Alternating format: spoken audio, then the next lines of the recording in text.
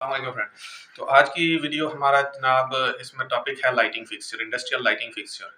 तो हम डिस्कस करेंगे साबिक के अंदर अरामको में और इंटरनेशनल स्टैंडर्ड में लाइटिंग फिक्सचर के बारे में क्या क्या बताया गया है और हमें कौन से स्टैंडर्ड्स को फॉलो करना है उनकी इंस्टॉलेशन, टेस्टिंग और मटेरियल के टाइम पे। कुछ लोगों ने शॉर्ट वीडियो के अंदर कमेंट्स किया था, तो इंशाल्लाह उन क्वेश्चंस को भी डिस्कस करेंगे ताकि लोगों का जो भी कंसर्न है रिलेटेड लाइटिंग फिक्सचर्स वो क्लियर हो सके। और आजकल वैसे भी थोड़ा चेंजेस आया हुआ है, हमारा इधर हर जगह पे कह लें कि सोलर लाइटिंग का खासकर जो आउटसाइड ऑफ इंडस्ट्री यूज़ की जा रही है, तो वो सोलर लाइटिंग है, उसको भी थोड़ा डिस्कस करेंगे।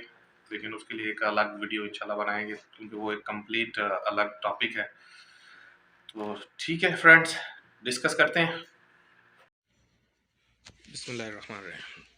जी, तो जैसे आपको पता है कि हमारा टॉपिक है लाइटिंग, इंडस्ट्रियल लाइटिंग, क्योंकि लाइटिंग भी मुख्तलिफ़ किस्म की होती है। तो हम डिस्कस करेंगे इंडस्ट्रियल लाइटिंग पे। तो इंडस्ट्रियल लाइटिंग में NEC का जो आर्टिकल है वो 410 है। इंडस्ट्री के अंदर मुख्तलिफ़ किस्म की लाइट्स इस्तेमाल होती हैं, फ्लोरिसेंट भी हैं और HPS हैं, टास्क लाइटें होती हैं, फ्लड लाइट्स इस्तेमाल होती हैं, ये कॉलम वगैरह या जितने भी आपको चीज़ें नज़र आ रही हैं इस पिक्चर्स के अंदर, स्पेशली आप ये दे सकते हैं, ये वाली ये सारी लाइटें इस्तेमाल होती हैं। तो इनके बारे में डिस्कस करेंगे। इन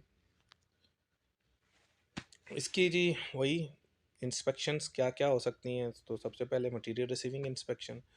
मटेरियल रिसीविंग इंस्पेक्शन में आपको, जैसे मैंने पहले भी बताया, कि कौन कौन से डॉक्यूमेंट्स होने चाहिए। मटेरियल रिसीविंग इंस्पेक्शन के लिए आपके पास आपकी जो IFC, जो आपको एक पैकेज मिलता है, उसके अंदर BOM होता है, बिल ऑफ मटेरियल, या MTO। तो आपकी लाइट अकॉर्डिंग टू उसके मुताबिक होनी चाहिए। उसके अंदर मेंशन होगा इतना टेम्परेचर है, इतने वाट की है, इतना मतलब गैस कीटेड है, या मतलब कौन से इन्वायरमेंट के लिए है, और उसके मतलब टाइप्स लिखी होंगी।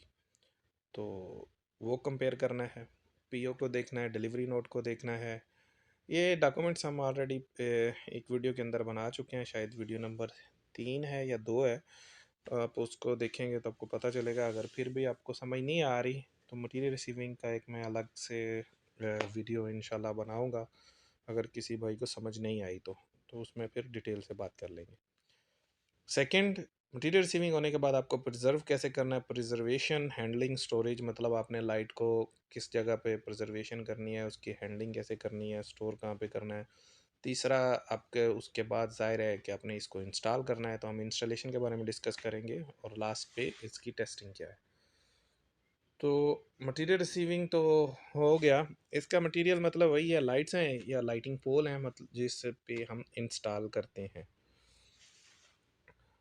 तो नेक्स्ट हम जी यहाँ पे देखते हैं हैंडलिंग स्टोरेज। स्टोर कहाँ करना है आपने, इसको ड्राई रूम में करना है या अंडर शेल्टर कर सकते हैं। क्योंकि इसको हम ओपन एरिया में नहीं रखना है, ताकि पानी, बारिश या कुछ इस तरह की, या किसी केमिकल वगैरह इसके आसपास हों, तो उससे बचाना है। ठीक है। आप लाइटिंग पोल्स को आउटडोर रख सकते हैं, लेकिन उनको भी बचाना है कि कोई चीज़ उनके ऊपर गिरे नहीं, जिससे उनकी गैल्वेनाइजेशन ख़राब हो जाए या उनको किसी किस्म की कोई डैमेज कर दें। ठीक है, ये मतलब चीज़ों को देखना है। Area shall be non heated and free of explosion material. Second क्या होता है, एक चीज़ ज़हन में रखनी है कि ये गैल्वानाइज्ड एलुमिनियम CS मटेरियल या होता है, तो इसके साथ कोई SS मटेरियल या इस तरह की चीज़ें नहीं होनी चाहिए, क्योंकि SS मटेरियल और CS मटेरियल अगर दोनों एक साथ होंगे तो रस्ट जल्दी पकड़ सकते हैं। ठीक है जी। यहाँ पे लाइट का बारे में उसने बताया, क्या बताता है जी, कि इंडस्ट्रियल लाइट कौन से स्टैंडर्ड के मुताबिक डिज़ाइन होती है, बिल्डिंग की लाइट कैसे कौन से स्टैंडर्ड से होती है, और जो लाइटिंग पार्किंग फैसिलिटी के लिए कौन सा इस्तेमाल किया जाता है। तो इसके अंदर ये क्वेश्चन किया जा सकता है, आलमोस्ट सम टाइम कोई पूछ लेता है कि जी हमने इंडस्ट्रियल लाइटिंग का डिज़ाइन किसके मुताबिक होनी चाहिए, तो आपने वो बताना है ISNA या RP7। ठीक है। इंडस्ट्रियल लाइट के लिए वोल्टेज आप 110, 230 और 400 वोल्टेज ये इस्तेमाल करते हैं। इसमें ज़्यादातर तो जो बिल्डिंग के अंदर इस्तेमाल होंगी वो 110 होती हैं, लेकिन जो आपकी फ्लड लाइट्स हैं या टास्क लाइट हैं उनके वोल्टेज 230 हो सकते हैं, टास्क लाइट 400 भी हो सकती है। यहाँ पे ये सबसे मेन इम्पोर्टेंट बात ये है कि आपके जो स्विचेस हैं, जो लाइटिंग फिक्सचर को कंट्रोल कर रहे हैं, तो इनकी जो रेटिंग होती है वो 1.5 टाइम्स ज़्यादा होनी चाहिए आपकी जो रेटिंग है लाइटिंग फिक्सचर की या उससे। मतलब direct control switches and contacts rating shall be 1.5 time the steady state current of the lighting load. तो आपका जो लाइटिंग लोड है उसके 1.5 टाइम ज़्यादा होनी चाहिए। Outdoor lighting can be control by photocell in group. Industry के अंदर जो है आप फोटोसेल लगाएंगे सबस्टेशन के ऊपर, तो एक फोटोसेल के थ्रू आप अपने उस एरिया की लाइट को कंट्रोल कर सकते हैं। लेकिन जो याद रखें अपना लाइटिंग पोल थ्रू जो रोड पे या पार्किंग एरिया में जो पोल होंगे लाइटिंग के, वहाँ पे इंडिविजुअल होगा फोटोसेल, उसमें ग्रुप वाइज आपने मतलब नहीं करना है कंट्रोल। इंडस्ट्री के अंदर आप ग्रुप वाइज कर सकते हैं। जो सब स्टेशन वगैरह पे एक फ़ोटो सेल लगेगा तो फ़ोटो सेल कौन सा होना चाहिए? फ़ोटो सेल ज़ाहिर है कि आउटडोर आपने लगाना है, छत पे लगेगा तो वो सूटेबल होना चाहिए। टेम्परेचर रेटिंग उसकी मतलब ज़ाहिर है एम्बिएंट टेम्परेचर यहाँ पे कंसिडर किया जाता है 50-55 डिग्री तक, तो वो उसके लिए सूटेबल होना चाहिए। हज़ार्ड इन्वायरमेंट के लिए मतलब वो उसको IP66 रेटिंग होनी चाहिए, पानी, बारिश, डस्ट ये सब इससे फ्री हो, ठीक है। और ट्विस्टेड टाइप लॉक उसका होना चाहिए, ट्विस्ट लॉक टाइप ये रहेगा।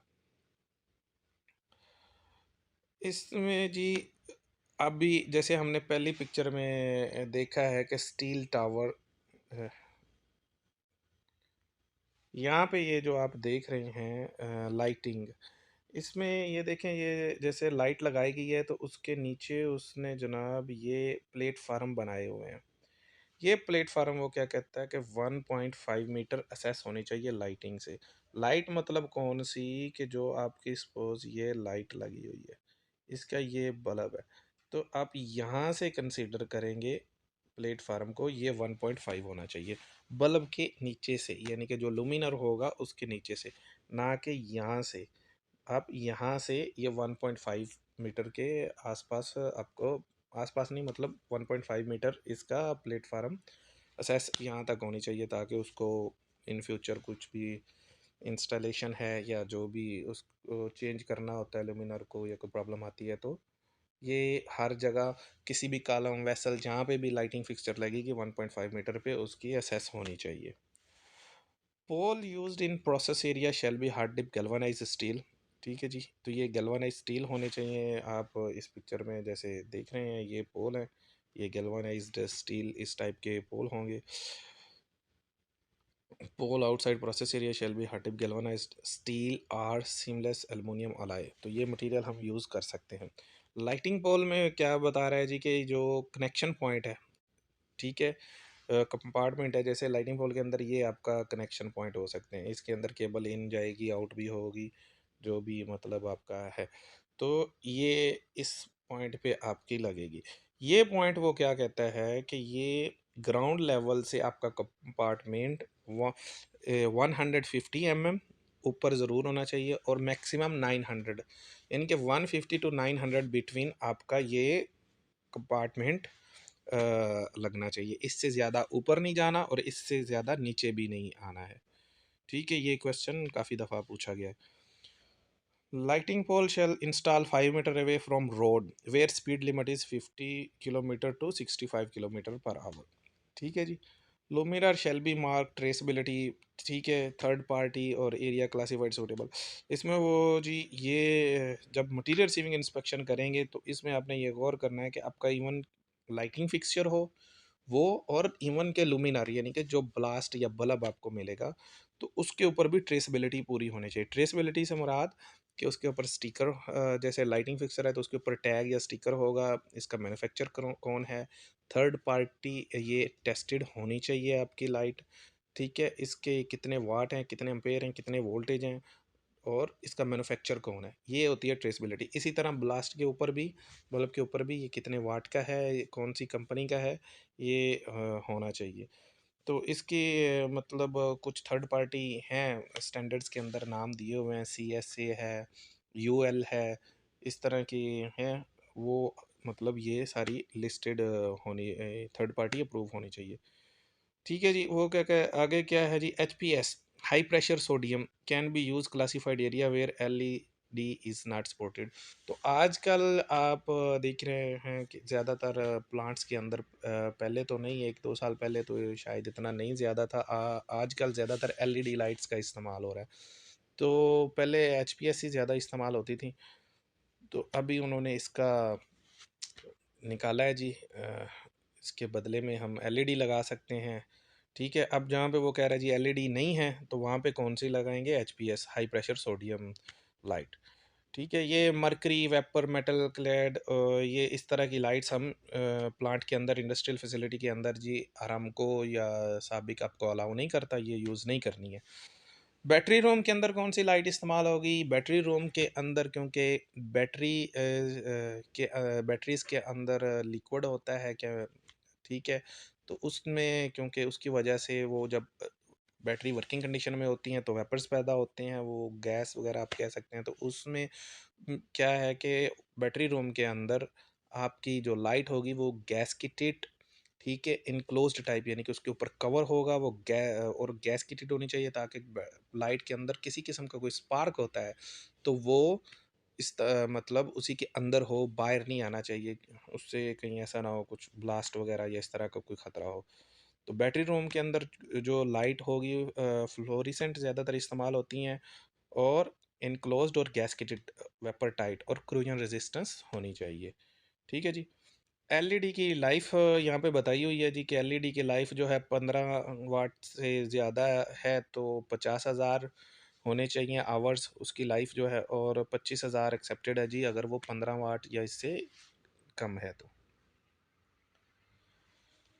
ठीक है, LED का आगे उसने जी बताया हुआ है कि कौन सा ISLM, ये मेजरिंग रिपोर्ट्स या उसमें इसका है स्टैंडर्ड कह लें, जिसमें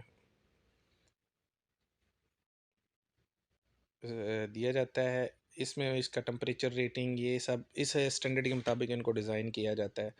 तो LED के मतलब colour shifting shall be 7 step for outdoor and with in 4 step for indoor according to